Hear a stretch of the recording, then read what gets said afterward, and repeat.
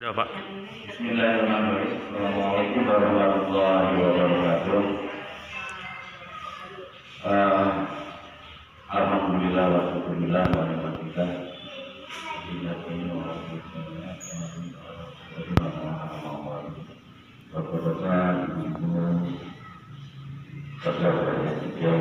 Saya hormati, alhamdulillah pada kesempatan kali ini yang dalam proses sedang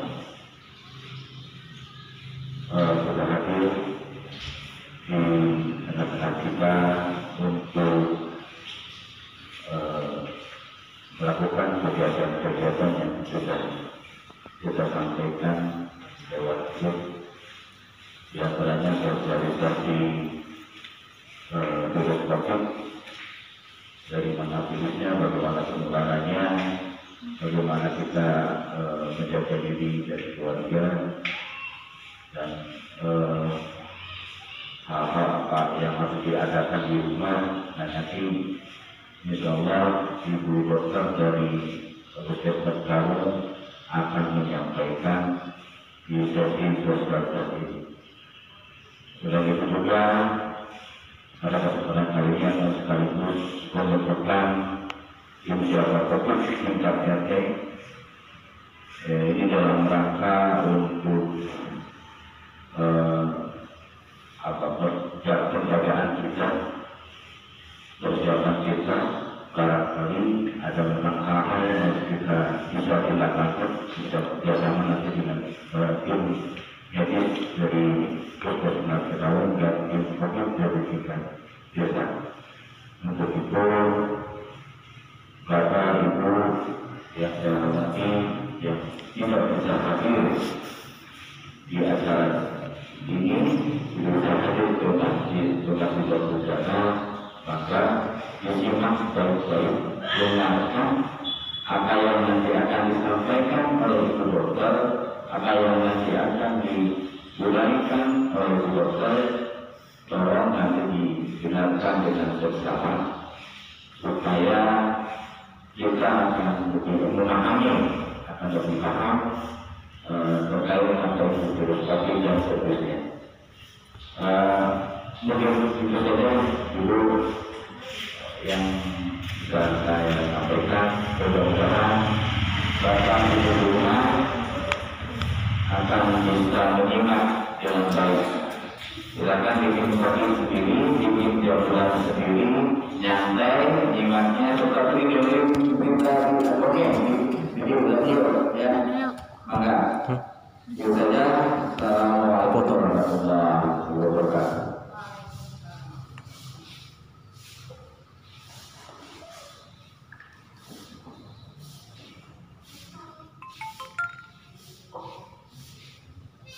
Terima kasih. Assalamualaikum warahmatullahi wabarakatuh. Waalaikumsalam. Bapak-bapak, ibu-ibu, warga kelurahan dan HSDK, selamat pagi. Semoga hari ini semuanya dalam keadaan sehat walafiat.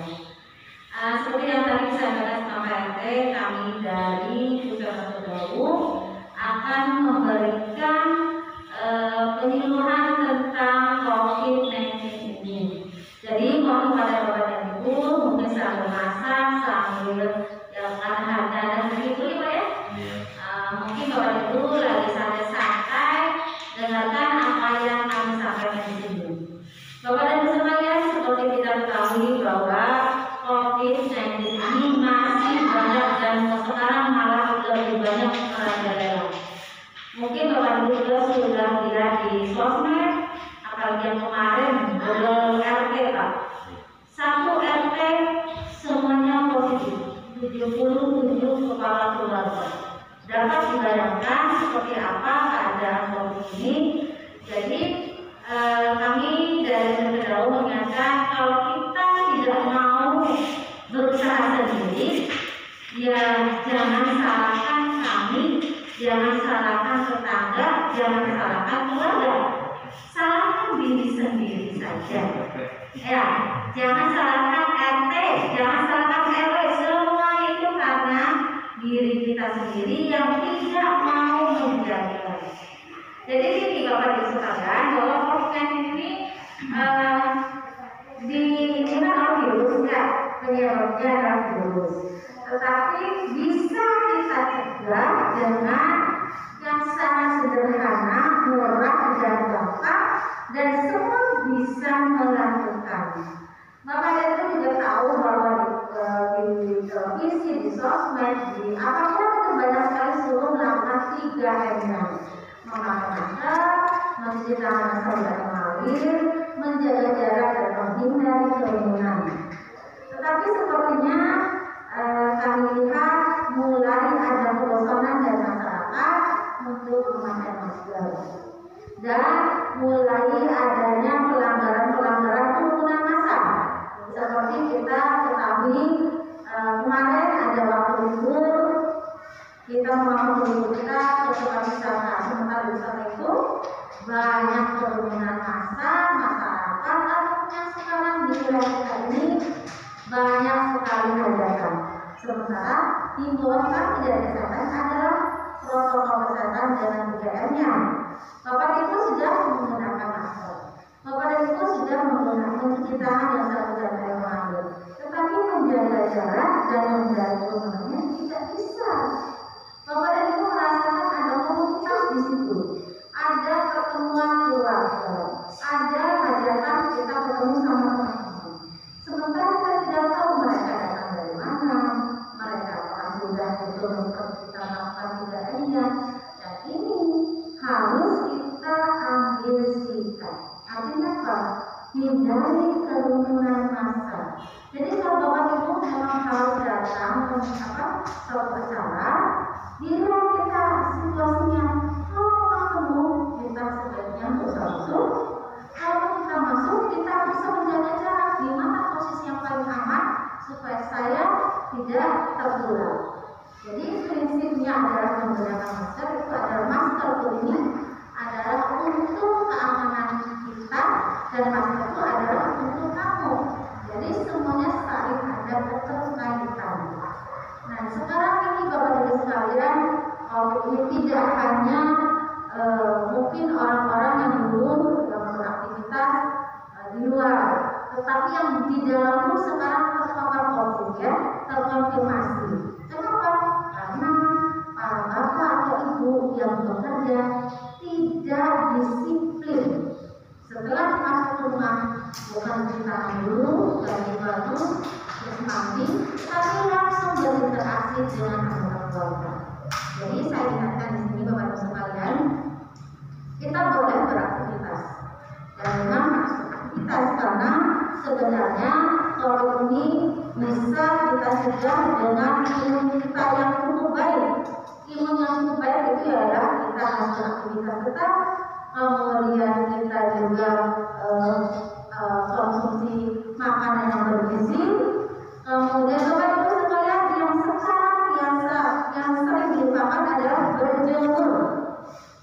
Bapak Ibu sekalian, pada saat jam 9 sampai jam 10 silakan berjemur selama kurang lebih 15 menit. Jadi mungkin Pak RT di sini kalau di sini sepertinya gampang ya, hanya sedikit ya caranya. Ya. Mungkin diinformasikan pada jam disepakati jam 9.30 atau jam 9.15 bunyikan sirine saja sebagai tanda bahwa dimulai berjemur. Dan saat berjemur itu bukan bergerombol, tetapi tetap menjaga jarak minimal 1,5 meter. Kenapa sih harus menjaga jarak? Kenapa sih harus pakai masker? Nah, Bapak Ibu sekalian, Bapak Ibu sudah tahu bagaimana cara penularannya. Penularannya adalah melalui percikan udara atau droplet. Nah, secara teori pada saat kita bersin, pada saat kita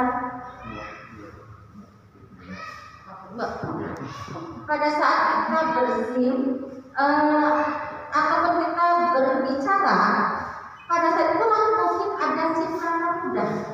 Secara teori itu hanya mampu sampai 1 atau 1,5 meter. Dan seperti kita ketahui bahwa penularannya adalah melalui percikan udara. Jadi itulah kenapa alasan dari kesehatan menjaga jarak minimal 1,5 meter. begini Pak RT, setelah bikin dengan sama Pak RT, mohon maaf saya langsung semprot pakai hand sanitizer Pak RT ya.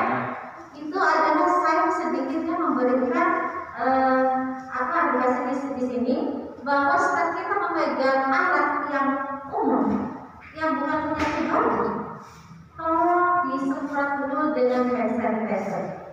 Kenapa? Supaya menjaga keamanannya. Dengan kita semprot hand sanitizer, setidaknya kita berusaha untuk mematikan virus tersebut. Dan kita lihat juga saya dari sini belakang, walaupun saya belum ke belakang, saya belum lihat adanya hand sanitizer di mimbar. Ini catatannya harus ada hand sanitizer di mimbar. Saat masuk pun ada hand sanitizer, walaupun dari cuci tangan. Itu adalah sebagai bentuk pertama kali kita masuk harus bersih. Kita memakai fasilitas umum, baik itu yang senang sakitan mic ataupun membawa dari buku pengajar ada meja tulis ataupun yang bekerja juga pegang meja tulis, atau bapak itu menggunakan transportasi umum, jangan pernah lupa membawa hand sanitizer. Kita semprotkan dulu, kita supaya merasa safety. Dan setelah itu Bapak dan Ibu sekalian yang tadi saya sampaikan pada jam silahkan terserah nanti Pak RT membuka apakah jam 9.15 atau 9.30 bunyi sirene supaya semua warga di sini untuk berjemur. Kenapa? Karena sinar matahari ini sangat berguna kita untuk meningkatkan imun tubuh kita. Karena dengan imun kita yang cukup baik, virus ini tidak mampu ataupun masuk ke tubuh kita pun tidak akan terlalu berbahaya asalkan kita bukan comorbid, artinya kita mempunyai riwayat penyakit lain. Jadi Bapak Ibu sekalian yang sekarang punya penyakit lain jangan ragu, tetap berobat, tetap kita bagaimana caranya supaya penyakit itu tidak terus menimbulkan lebih berbahaya. Karena dengan adanya penyakit lain, penyerta yang lain dalam tubuh kita, kemudian kita kena COVID, itu yang akan lebih berbahaya. Kemudian apa sih gejalanya? Gejala COVID-nya? Gejalanya adalah Bapak Ibu sekalian, yang pertama adalah suhu tubuh kita di atas 37,5. Jadi kalau suhu tubuh kita sudah di atas 37,5, sebaiknya Bapak dan Ibu sekalian tidak boleh beraktivitas di luar. Kemudian Bapak Ibu sekalian segera berobat ke dokter untuk mengetahui ada apa di dalam tubuh kita. Bapak Ibu sekalian, kemudian gejalanya ada depresi panas, kemudian ada faktor sesak nafas, kemudian perut ada mual, bahkan sampai diare. Ini yang harus diwaspadai. Apalagi kalau indera penciuman kita sudah tidak bisa merasakan ada bebauan. Indera pencap, indera perasa, indera kita makanya tidak terasa atau hanya satu rasa, itu juga salah satu tanda COVID. Jadi Bapak Ibu sekalian, di mana kita ada hal-hal teknis di atas yang tadi, itu segera konsul ke dokter. Kemudian kalau kita sudah positif misalnya, apa yang kita lakukan? Bapak Ibu sekalian setelah dinyatakan setelah ada gejala tersebut pasti akan dilakukan swab. Diambil lendirnya dari tisu atau dari tenggorok. Kemudian kalau hasilnya ternyata positif, maka Bapak Ibu sekalian kalau tanpa gejala, artinya tanpa gejala sesak ataupun batuk yang terus-menerus, maka Bapak Ibu sekalian akan direkomendasikan untuk isolasi mandiri di rumah selama 14 hari. Nah, yang harus dilakukan di isolasi mandiri ini, Bapak dan Ibu sekalian tidak boleh keluar rumah, tidak boleh kontak dengan anggota keluarga yang lain, tidak boleh memakai alat bersama dalam satu keluarga. Pokoknya semuanya harus aman, semuanya dilakukan punya sendiri, tidak boleh dilakukan bersama-sama. Kemudian tetap berpositif tinggi, karena kalau kita yang stres itu otomatis imun kita akan turun.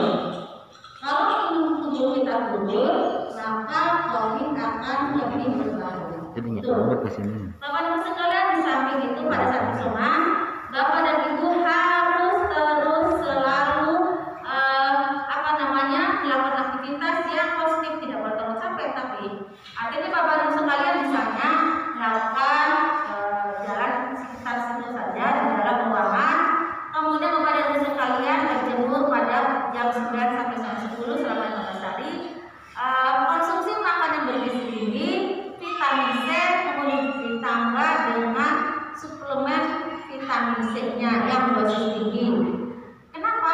Karena itu adalah untuk meningkatkan imun kita. Kemudian Bapak dan Ibu sekalian akan dilakukan oleh keluarga atau keluarga yang misalnya ada salah satu anggotanya yang positif. Nah, inilah saatnya kita sebagai warga untuk lebih peduli. Kenapa? Karena isolasi mandiri otomatis Bapak dan Ibu yang positif ataupun siapapun yang positif misalnya di daerah kita, dia tidak akan keluar rumah. Kemudian bagaimana untuk kebutuhannya? Kebutuhannya adalah ditanggung bersama oleh warga sesuai kesepakatan. Atau mungkin saja warga tersebut misalnya ada yang positif tapi dia tidak mau diberikan makanan ataupun kebutuhan dari warga karena merasa mampu, tidak menjadi masalah. Boleh Bapak dan Ibu sekalian misalnya menggunakan GrabFood, boleh menggunakan pesanan, tetapi tidak boleh diterima langsung oleh yang bersangkutan. Cukup diberikan ke satpam. Setelah itu satpam akan mengirimkan makanan tersebut dan hanya dicangkolkan di pagar, tidak boleh ada kontak langsung dengan kita. Kenapa? Karena ya itu tadi, bahwa COVID ini di samping dari percikan udara, dia juga bisa menular dengan benda-benda yang sudah dipegang oleh yang sudah terkonfirmasi atau positif. Jadi Bapak sekalian, itu yang harus kita lakukan. Jangan saling menyalahkan, jangan takut. Kalau kita takut, bagaimana kita bisa menangani masalah tersebut? Bapak dan Ibu sekalian, yang harus kita ingat juga bahwa COVID ini tidak mengenal umur, tidak mengenal kasta, tidak mengenal apapun. Semuanya bisa atau mungkin terkena COVID.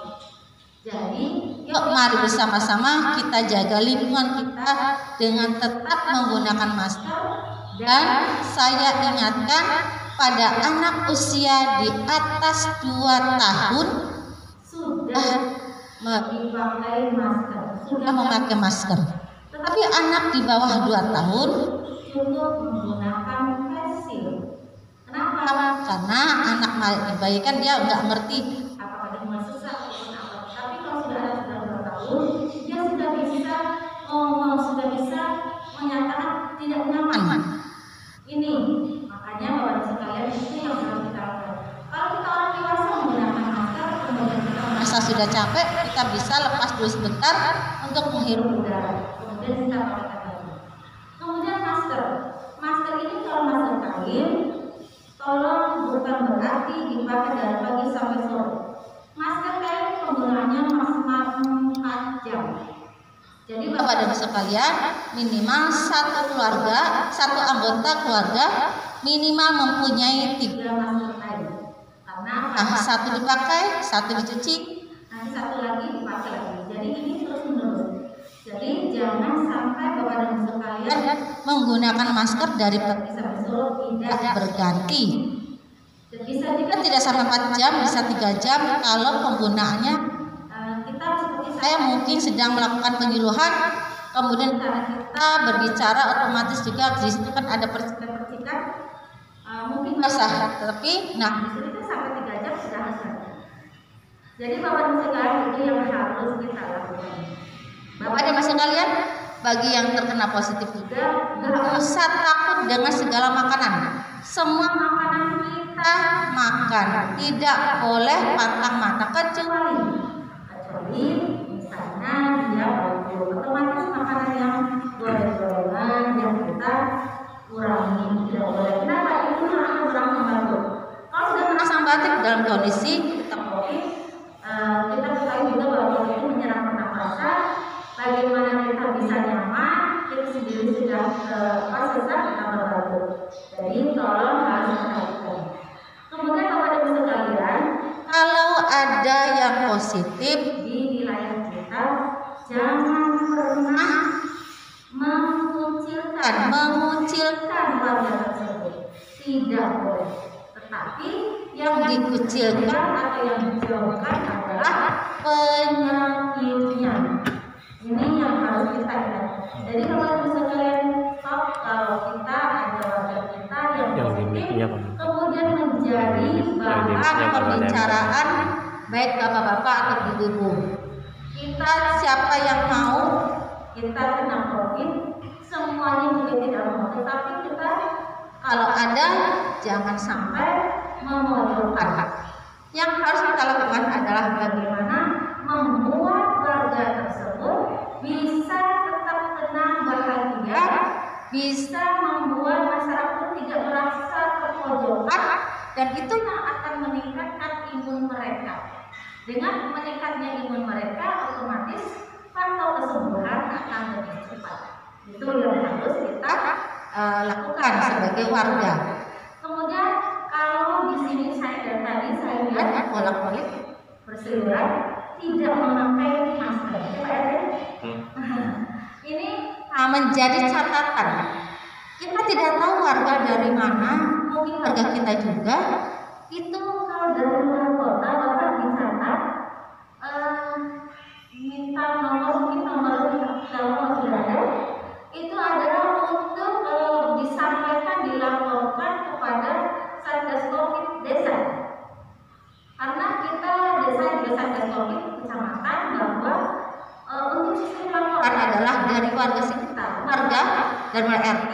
Apabila ada warga yang baru datang dari luar kota atau dari zona merah, sama zona merah semua ya.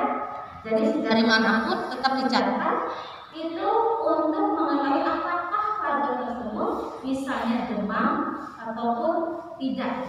Makanya sebenarnya kalau di depan ada checkpoint, ada pengukuran suhu tubuh, itu bisa kita meminimalisir.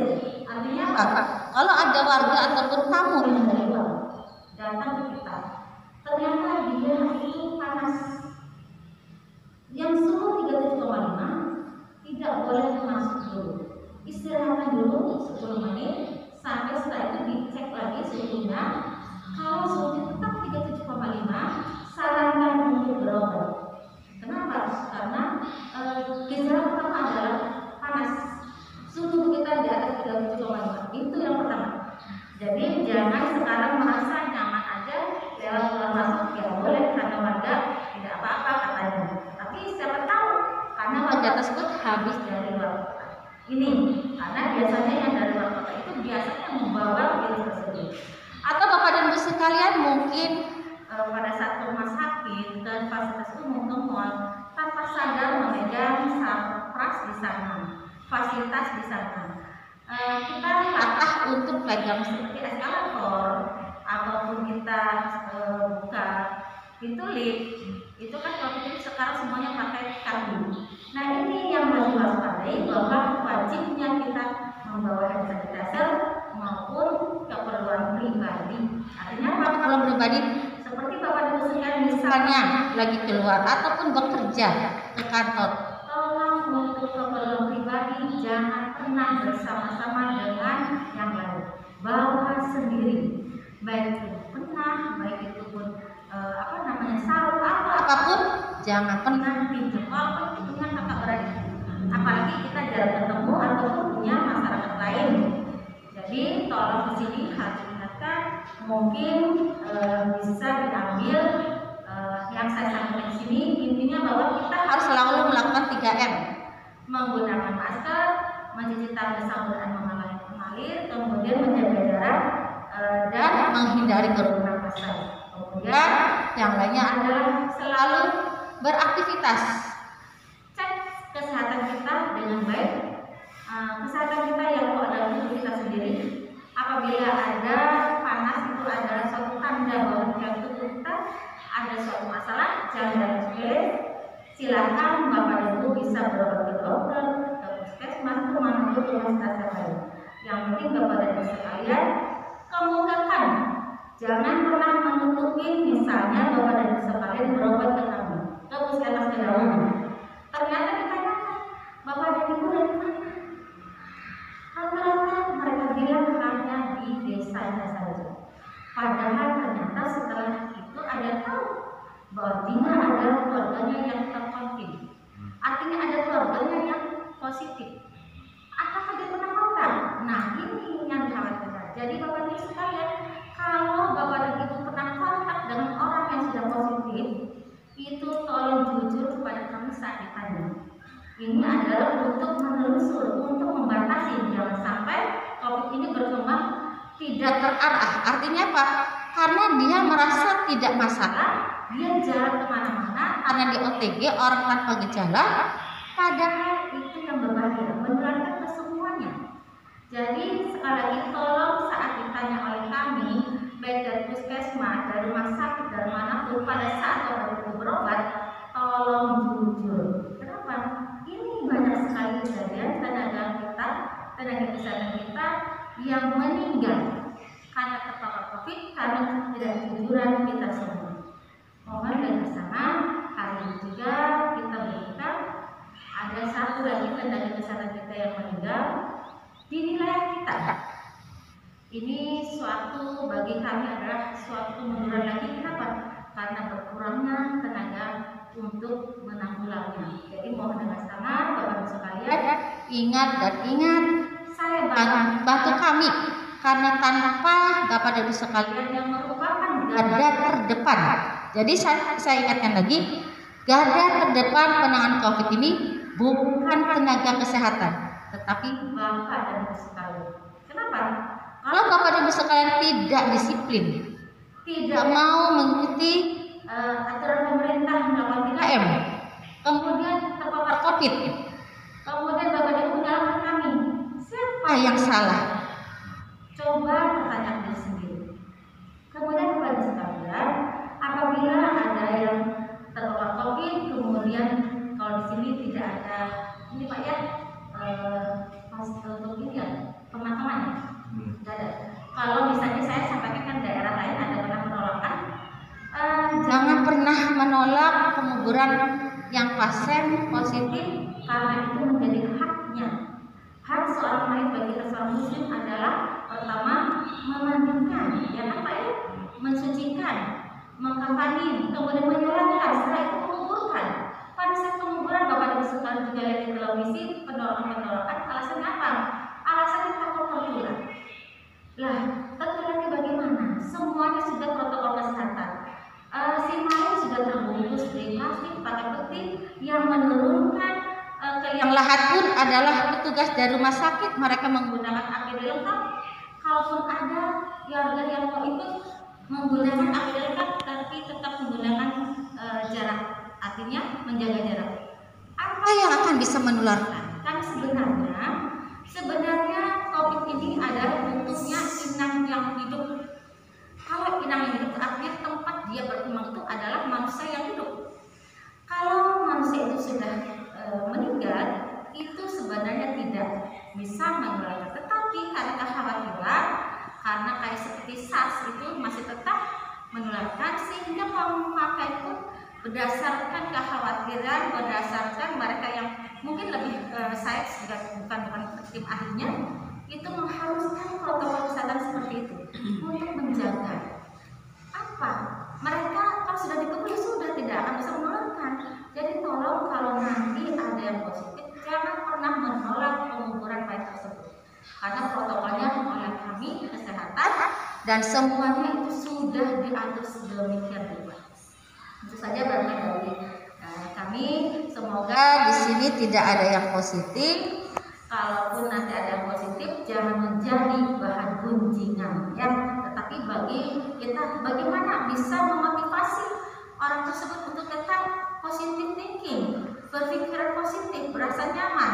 Dengan rasa nyaman tidak ada masalah, insya Allah penyakit itu akan segera sembuh. Karena setelah Antasari, bismillah, mudah-mudahan digabung. Ini yang harus kita berikan kepada warga tersebut. Itu saja barangkali dari kami. Mohon maaf barangkali ada kekurangan, ada ketidaknyamanan, ada kesinggungan.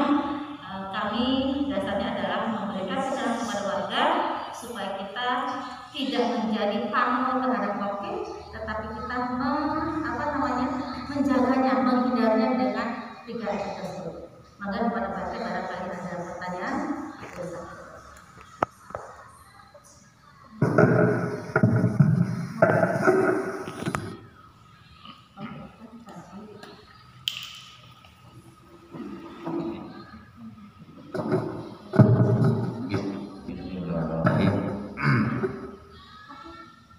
Terima kasih kepada Ibu Dokter.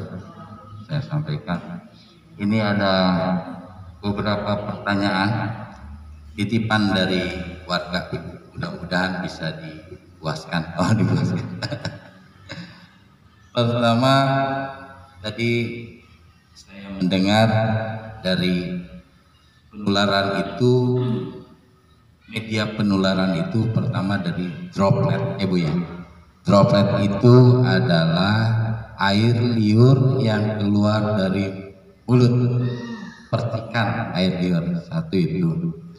Kedua juga bisa lewat benda-benda yang sudah pernah dipegang oleh orang yang terpositif. Nah, yang ditanyakan oleh kami adalah kekuatan virus itu berapa lama hidup di droplet dan di barang yang sudah pernah dipegang oleh si penderita.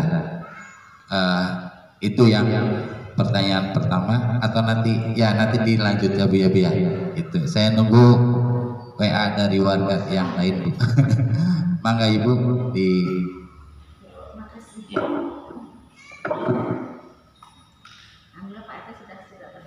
Ini yang saya ya Pak. Ya. Nah, baik, terima kasih Pak RT. Mudah-mudahan yang tadi pertanyaan tadi jawab Bapak ya. Jadi gini Bapak dan Ibu sekalian, bahwa kalau kita ada kalau panas matahari tinggi, kita sebenarnya kalau dalam suhu 42 derajat itu vaksin virus akan mati 42 derajat. Tetapi kita sementara kita baru bersih 42 derajat Pak, 36 aja sudah mulai kelimpungan ya. Kita paling suhu bersenama ada 28 Pak ya di tubuh kita. Jadi gini, kalau virus ini yang kemarin itu adalah 8 jam. Nah, ternyata setelah penelitian yang berikutnya ada bisa sampai 48 jam. Ini katanya berdasarkan orang-orang ahlinya, kalau saya tidak menyampaikan. Jadi intinya begini Bapak dan Ibu sekalian, kita jangan melihat batas waktunya, tetapi bagaimana kita pencegahannya. Pencegahannya adalah jangan pernah memegang parfum tanpa menyemprotkan hand sanitizer. Jangan pernah berbicara dengan orang lain tanpa menggunakan masker. Karena masker ini adalah tameng pertama kita supaya kita tidak tertular. Apalagi? Ya. Oke, terima kasih Bu Dokter. Jadi paling enggak kalau ada droplet ya cepat diusap aja Bu ya, pakai sabun apa gitu. Ya, droplet itu kan nggak kelihatan, percikan itu kan kecil. Oh iya. Nggak akan kelihatan dalam bentuk fisik. Oh iya. Kalau droplet percikan udah bersih itu kan sedikit. Nah, yang diusap itu adalah benda yang pernah dipegang. Misalnya yang kayak tadi Bapak pegang ini, kita semprotkan. Saya selalu memberikan edukasi tersebut supaya warga bisa tahu bahwa kita memegang alat bersama itu harus disemprot dulu. Iya. Itu. Contohnya juga misalnya Bapak dan Ibu sekalian pada saat kita ke mall, kita pegangan eskalator tuh pegangannya ya. Iya. Kita kan nggak mungkin nyemprot eskalatornya. Setelah pegangan, karena semprot. Iya. Gitu. ya dimengerti oleh saya, mudah-mudahan sama ibu bapak yang ya juga bisa mengerti. Selanjutnya ibu, nah buat yang apa namanya ya, mungkin yang kalau apa namanya yang sudah yang belum ya. Ini modelan saya, mungkin beberapa warga yang lain kan tidak tahu Bu, karena belum pernah dites. Nah gitu kan Bu, pernah belum dites apa COVID gitu kan. Nah sehingga ada kegelisahan. Ini saya ini apa kena enggak nih gitu kan. Sementara untuk COVID ada beberapa, untuk tes alasan ada berapa lah, saya belum ada uangnya dan macam-macam Bu. Nah kira-kira secara alami aja, kira-kira yang apa yang bergejala Bu, yang oh ini gejalanya COVID nih, jelas ini, nah gitu. Seperti apa Bu? Maksudnya jangan sampai karena orang pilek aja, oh jangan COVID ditinggalin, orang batuk aja ditinggalin gitu kan, jangan sampai seperti itu. Nah kira yang lebih pastinya tadi selain apa sesak napas apa itu biar lebih bisa kita mawas diri. Oh saya itu ayahnya tidak dewasa. Oh saya sih karena kurang ngopi semuanya. Enggak ibu. Nah. Baik, terima kasih. Yang namanya COVID ini yang tes penegasan yang paling pasti adalah yaitulah swab PCR itu. Tetapi yang sekarang ini tidak bisa kita melakukan swab tanpa ada riwayat dulu Pak. Kalau dulu kita pertama-tama saya tawarkan kepada masyarakat untuk swab pada nggak mau, takut ya. Nah sekarang setelah mereka tahu bahwa tidak masalah diambil lebih sedikit, mereka berbondong tapi ternyata kewalahan kami juga. Akhirnya kami hanya memberikan bagi yang sudah ada gejala. Untuk memastikannya ya kita tidak bisa memastikan. Kalau tanpa ada tes tersebut, Pak, hanya gejalanya ya seperti tadi, bahwa ada panas tinggi, ya, terus ada lagi Pak, hanya terasa badan gak enak aja, hanya badan gak enak saja. Tetapi dia lama ini kejadian di teman saya sendiri di rumah sakit kemarin terpapar, hanya seperti masuk angin, selama 3 hari dia sudah dikerok ya, orang-orang Cirebon, orang kita pasti dikerok ya kalau masuk angin. Tetap masih 3 hari, sehingga akhirnya ngobrol sama atasannya, coba Mbak tes swab positif. Jadi kita tidak bisa secara nalar, oh kamu positif, kamu tidak bisa kalau tanpa pemeriksaan. Jadi yang penting bahwa tadi yang gejala-gejala yang tadi diantaranya adalah panas, kemudian ada ya boleh masuk, mangga. Mangga. Iya. Dengan panas, kemudian ada indera perasa sudah tidak berfungsi, indera penciuman tidak berfungsi, ada mual, bahkan ada diare, dan pokoknya yang hal yang tidak biasa kita rasakan di tubuh kita itu patut diwaspadai. Itu yang harus kita lakukan. Tetapi kalau untuk bisa mengatakan bahwa dengan adanya saya batuk saya pasti positif COVID, tidak. Karena memang lewatnya dia memang misalkan alergi terhadap suatu makanan, bisa batuk. Kalau misalnya dia alergi dingin, biasa gatal-gatal, biasanya kan gitu. Nah itu tidak menjadi suatu patokan. Yang menjadi patokan adalah yang pasti adalah setelah tes penegasan, yaitu pengambilan swab. Jadi yang penting kita waspada. Apabila ada seperti itu segera konsulkan, datang ke kami. Pernah kemana? Kita tanyakan kalau saya di belakang, kontak dengan siapa? Oh ternyata sama si A. Oh ternyata si A itu positif. Oh ini mungkin menjadi positif juga. Ini yang akan di-swab. Seperti itu. Gimana Ibu, ada pertanyaan? Gini Bu, mau tanya ya Bu ya sebelumnya. Bisa pakai kita? Biar kau ini dipublish apa? Ya. Apa sih namanya? Misalkan ada satu keluarga gitu ya Bu ya, yang jangan disebut. Udah nggak apa-apa Bu. Misalkan ada satu keluarga yang sudah dites dan hasilnya positif ya Bu ya. Nah, misalkan ada satu keluarga yang sudah dites juga tapi negatif. Nah yang negatif itu sebaiknya gimana ya Bu?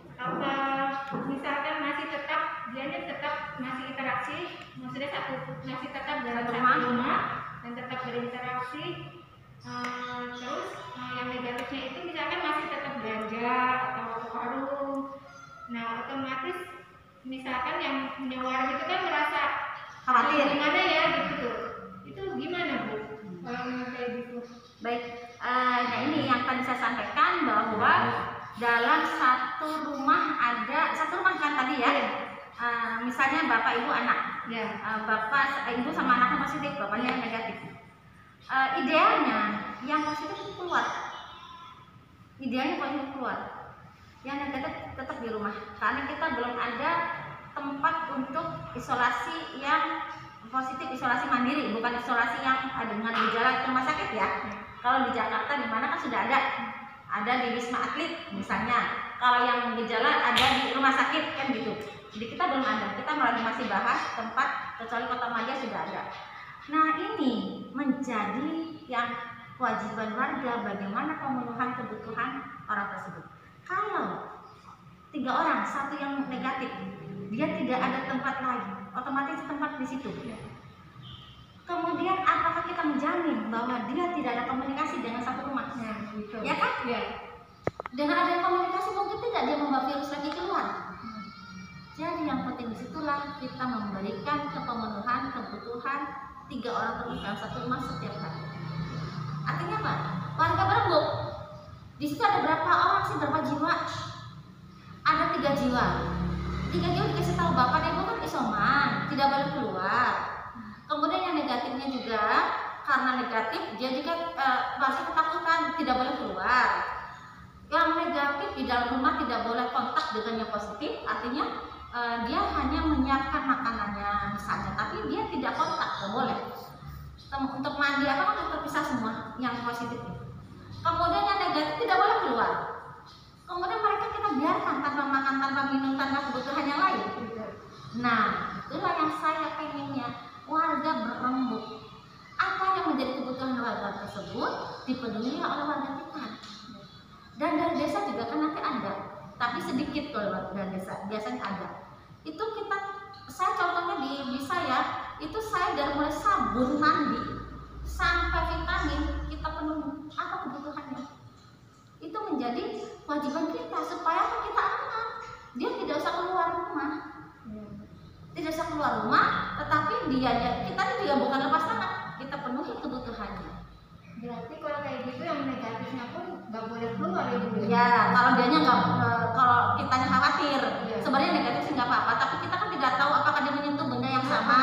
Ya kan takutnya mungkin yang Iya, benar. satu keluarga itu majikannya semuanya positif, Heeh. anak-anaknya pun, nah, pembantunya yang negatif.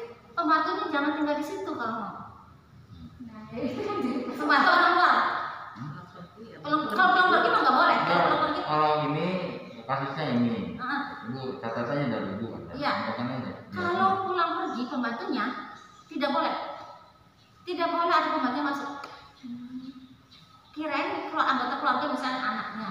Kalau ada pembantu, misalkan pembantunya udah tinggal di situ gimana? dia nggak boleh keluar. Nggak boleh Udah. keluar ya? Kasian dong kalau ke rumah keluarganya, membahayakan. Tetap maksudnya si pembantu itu kalau udah tinggal di situ, Iya. masih tinggal di situ, Ya sudah, ikut ikut di situ. isolasi. isolasi juga semuanya. Iya. Iya. Kalau pulang pergi biasanya komplek kan pada pulang pergi tuh pembantu tuh. Ya udah berarti libur. Ya, ada di video maksudnya pembantunya itu udah mumpung dia negatif gitu ya, lebih baik pulang aja. Boleh. Tapi si pembantunya itu katanya nggak mau. Nah, kasihan mungkin ke majikan. Ya mungkin kayak Ya, gitu. ya. Tapi Iya. Bu, tapi dia lah yang disuruh beli ini, beli itu, beli ini, beli itu. Jadi kan otomatis yang itunya kita warga di sekitarnya yang merasa khawatir. begini. Kasus ini kasus contoh yang sudah disampaikan oleh Bu Bidan. Yang lebih dipertanyakan oleh kita, bagaimana sikap kita ketika ada warga yang terpositif tapi nakal, ya, Nah, tidak mau tertib dan patuh terhadap protokol kesehatan. Nah, apakah harus di sisi lain kita pengen mensupport, tapi di sisi lain juga punten si penderita ini nakal, Iya. sering keluar, belanjalah atau dan seterusnya, ini yang mengkhawatirkan kita. Nah, sikap kita nih sebagai tetangganya harus bagaimana? Apakah harus Pak RT-nya langsung atau bisa juga warga menyampaikan by WA karena tidak boleh ketemu langsung, atau harus bagaimana ini Bu? Apa harus ibu bidan yang ngomong gitu. Jadi akhirnya tidak ada perubahan kalau tidak ditegur gitu. Nah, itu yang mungkin yang harus diluruskan. Sekarang kita kan makanya kita tadi mas gak usah Matiin aja. Ini ya. Sekarang bisa bermanfaat buat warga dan buat semuanya ya, tidak hanya mbak yang baru tinggal sini juga sampai kepada keluarganya ya. Jadi tetap untuk di masjid silakan bapak boleh melakukan aktivitas asal ada jaga jarak 1,5 mas ini aja diatur 1,5 kita silang atau 1 meter lah. Karena di masjid kan jarang ada obrolan ya. Jadi 1 meter silang, 1 meter silang. Jadi silakan beratur masjid, justru lebih banyak kita harus lebih banyak religinya. Itu aja Pak, maksimal maaf. Assalamualaikum warahmatullahi wabarakatuh. Waalaikumsalam. Mohon maaf Bapak Ibu, ini apa?